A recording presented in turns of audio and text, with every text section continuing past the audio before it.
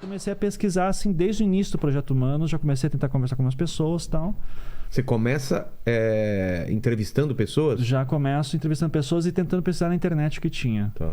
Sei que daí no final de 2016, assim, né? Porque, assim, eu tava no primeiro temporada do Projeto Humanos lá sobre a Lili Jaffe, a sobrevivente do Holocausto, mas eu já tava pensando em caso criminal. Tipo, quero que a próxima temporada seja. Demorou muito mais tempo do que isso.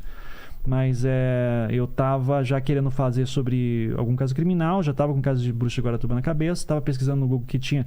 E daí era um problema disso. Assim, você lia uma matéria, você não conseguia entender. Você lia duas matérias, você conseguia entender como é que uma conectava com a outra, porque pareciam duas histórias diferentes. Ah, é? Pareciam peças de um quebra-cabeça, assim, que ninguém tá me explicando como é que elas se encaixam.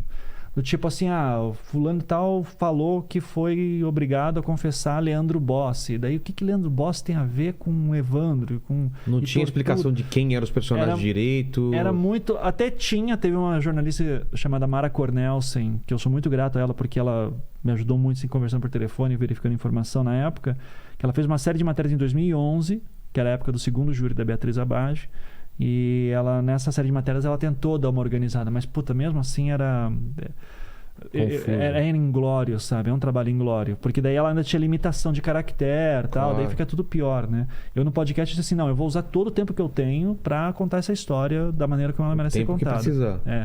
E daí o podcast virou essa loucura, né? Que no final de 2016 eu já entrevistei a Beatriz Abage, eu consegui entrevistar o Diógenes Caetano, e daí... Uma frase que eu ouvia demais era, isso aí tá nos autos, isso tá nos autos. Eu falei, puta, vou ter que procurar os autos, cara. Eu não queria pegar autos de processo, eu nunca quis isso. Por quê? Porque eu queria contar uma história como eu sempre contei, que me conta a tua história. Ah, entendi. Tá? E através da tua história eu vou pegar um outro especialista que entende de Síria, que entende do Holocausto e vai colocar tua fala num contexto maior. Mas o que me importa é a tua história. Entendi. Daí eu vi que eu não estava vendo só histórias de pessoas, eu estava vendo histórias de um caso muito complexo e com um risco criminal grande, né? Que eu poderia ser processado, inclusive civilmente, por... sei lá, falar qualquer bobagem. Eu podia ser acusado de estar distorcendo a história. Eu fui acusado de tudo isso, no fim das contas. Tá? Por pessoas ali. Sim. Mas eu precisava dizer, não, eu entendo dessa história. Eu pesquisei essa história. Tá. Então eu fui atrás de autos de processo, caixas e caixas... Onde você vai ver isso? Nesse caso em específico, eu consegui ligando para as pessoas, ligando assim, eu soube que aí teve um júri em 2011, eu queria saber onde é que está o processo. Tá aqui.